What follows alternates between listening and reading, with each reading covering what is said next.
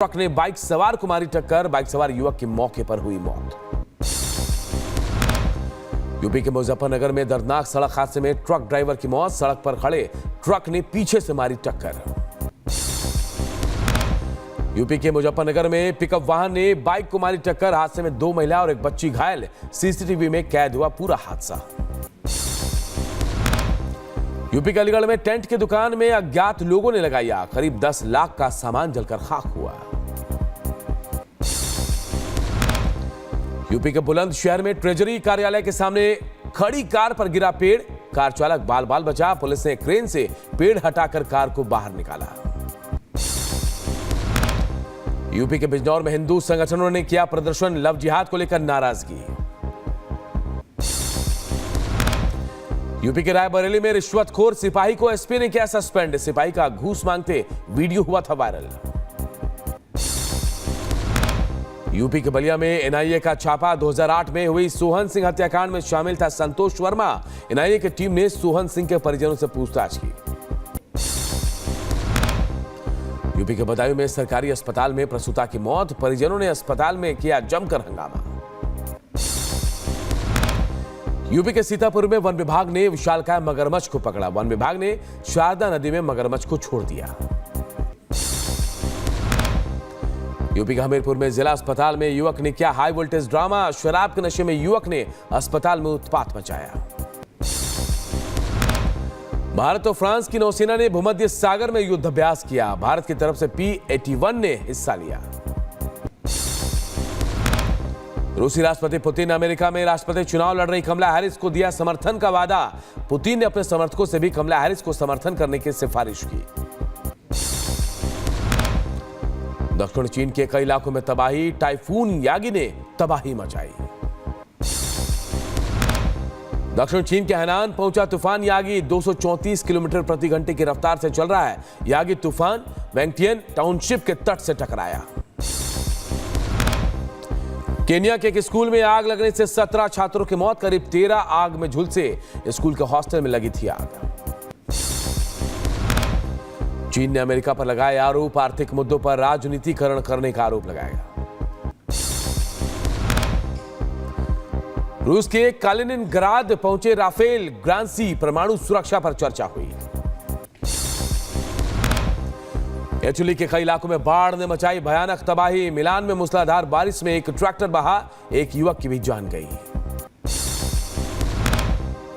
Ukraine के राष्ट्रपति Zelensky ने 50 से ज्यादा देशों से हथियार देने की अपील की है। अमेरिका ने कीव को सुरक्षा सहायता में $250 मिलियन देने की बात कही थी।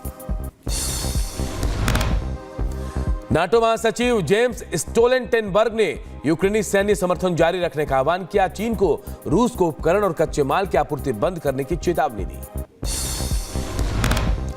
रूस पर यूक्रेन के हमलों को लेकर यूक्रेनी राष्ट्रपति जेलेंस्की का बयान, कहा यूक्रेन के हमले ने पूरी बाजी पलट कर रख दी है। ताइवान के पूर्व राष्ट्रपति पद के उम्मीदवार को वापस जेल भेजा गया, ताइवान के पूर्व राष्ट्रपति पद के उम्मीदवार राजधानी ताइपे के मेयर थे। ग्रीस की राजधानी एथेंस में पानी का संकट, मोनार्स झील का भंडार 16 वर्षों में सबसे निचले स्तर पर पहुंचा।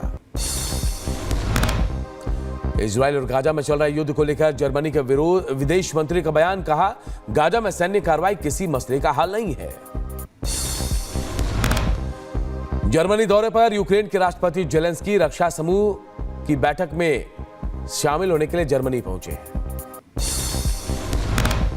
चीन के वेनचांग में तूफान मकर ने भयंकर तबाही मचाई, मोटरसाइकिल समेत उड़ा बाइक सवार, संभलने का मौका तक नहीं मिला। 3 आत्मघाती हमलावरों ने पाकिस्तानी सेना को बनाया निशाना, हमले के पीछे टीटीपी के होने की आशंका, पाकिस्तानी सेना ने इलाके की घेराबंदी की।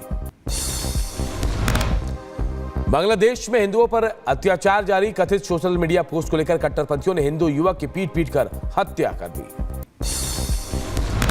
वेस्ट बैंक के जेनिन शरणार्थी कैंप में इजराइल की कार्रवाई में बड़ा नुकसान, कई लोगों की मौत की खबर, इजरायली सेना का दावा, आतंकी हमले रोकने के लिए कैंपों पर कार्रवाई जरूरी। दक्षिणी लेबनान में आईडीएफ ने हिजबुल्लाह के ठिकानों पर हमला किया, गोला बारूद के कई गोदाम समेत सैन्य ठिकानों को निशाना बनाया। वेस्ट बैंक में जनिन शरणार्थी शिविर पर इजराइल ने हमला किया। हमले के बाद शिविर के ऊपर से काले धुएं का गुबार उठता नजर आया। वेस्ट बैंक के जनिन कैंप में आईडीएफ की बड़ी कार्रवाई। फिलिस्तीनी स्वास्थ्य मंत्रालय के मुताबिक कार्रवाई में 18 लोगों की मौत हुई। आईडीएफ ने 14 आतंकियों को मार गिराने का दावा किया है। आईडीएफ ने जारी किया वेस्ट बैंक के दुबास शहर में हमले का फुटेज। फिलिस्तीनी स्वास्थ्य अधिकारियों का दावा, हमले में 5 लोगों की मौत हुई है। वेस्ट बैंक के तुलकरीम शहर में आईडीएफ ने की छापेमारी। युद्ध के बीच आईडीएफ की छापेमारी। गाजा में इजरायली हमले के में 4 लोगों की मौत। अस्पताल में कराया गया भर्ती। इजरायल में एक शिविर को बनाया गया था निशाना। फिलिस्तीनी अधिकारियों का दावा। इजरायली सेना का वेस्ट बैंक में भीषण हमले में आतंकवादी समेत 5 लोगों की मौत। फिलिस्तीन अधिकारी ने दावा किया है। इजरायल के तेल अवीव में बंधकों को छुड़ाने के लिए लोगों का प्रदर्शन। लोगों ने नेतन्याहू सरकार के खिलाफ मोर्चा खोला। ताबूत के साथ सड़कों पर उतरे हजारों लोगों ने नारेबाजी की। उपग्रहों के एक समूह को अंतरिक्ष में स्थापित करने के लिए चीन ने सैटेलाइट किया लॉन्च।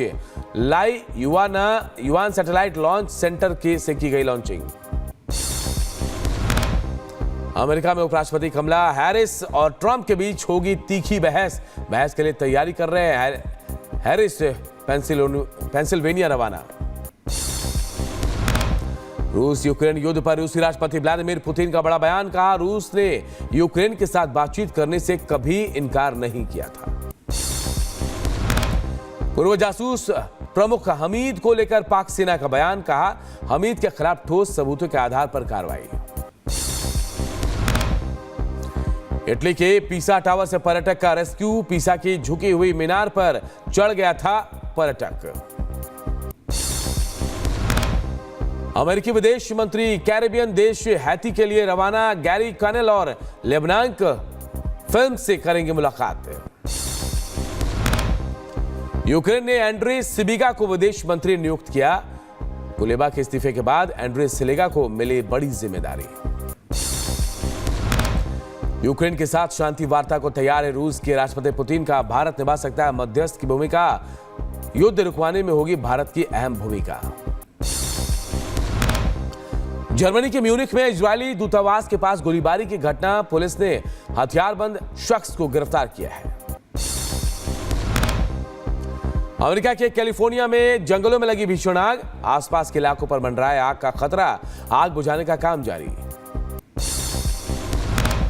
अमेरिकी राष्ट्रपति जो बाइडेन के बेटे हंटर बाइडेन ने टैक्स चोरी का आरोप स्वीकारा। कोर्ट में सुनवाई के दौरान हंटर ने $1.4 मिलियन का टैक्स न चुकाने की बात कबूली। 16 दिसंबर को होगा सजा का ऐलान। मामले में हो सकती है 17 साल की सजा। अमेरिका के कैलिफोर्निया में जमीन पर बड़ी बड़ी दरारें पड़ने से हड़कंप मच गया है। भूकंप की आशंका से लोगों में दहशत है। वैज्ञानिक छानबीन में जुटे हैं।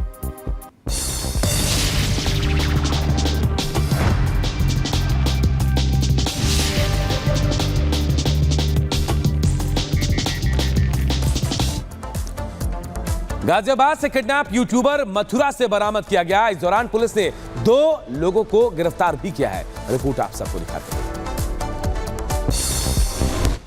गाजियाबाद से एक यूट्यूबर का अपहरण हो गया। पुलिस ने 24 घंटे में ही अगवा यूट्यूबर को मथुरा के जंगलों से बरामद भी कर लिया। इस मामले में 2 अपहरणकर्ताओं की गिरफ्तारी भी हुई है। अब तक की जांच में बात सामने आई है कि यूट्यूबर ने एक ऐसी गेमिंग एप्लीकेशन का प्रमोशन किया जिसमें कई लोगों ने पैसा इन्वेस्ट किया और वो पैसा डूब गया। पैसा वापस पाने के लिए इन इन्वेस्टरों ने यूट्यूबर को किडनैप कर लिया। तिरंगा गेमिंग ऐप के माध्यम से लॉटरी और सट्टे आदि का गेम कराता था, जिससे इसने काफी पैसा पैदा किया। शिकंजे में आए आरोपियों की पहचान मनीष, जो कि गौर सिटी नोएडा, और सुरेंद्र उर्फ सौरभ, जो मथुरा के रहने वाले के रूप में हुई है। पुलिस की माने तो मनीष के खिलाफ गाजियाबाद, नोएडा में कुल 7 मुकदमे दर्ज है। वह सुरेंद्र पर मथुरा में 4 मामले दर्ज हैं। इस केस में अभी भी 2 आरोपी फरार हैं। उनकी तलाश में दबिश दी जा रही है। Bureau report, Republic Bharat. इधर बदायूं से महिला आईपीएस बनकर ठगी करने वाला शातिर गिरफ्तार कर लिया गया। गुमशुदगी की रिपोर्ट निकालकर वो फिरौती की मांग करता था। रिपोर्ट आप सबको दिखाते हैं। बदायूं में महिला की आवाज निकालकर ऑनलाइन ठगी करने वाले शातिर को पुलिस ने गिरफ्तार कर लिया है।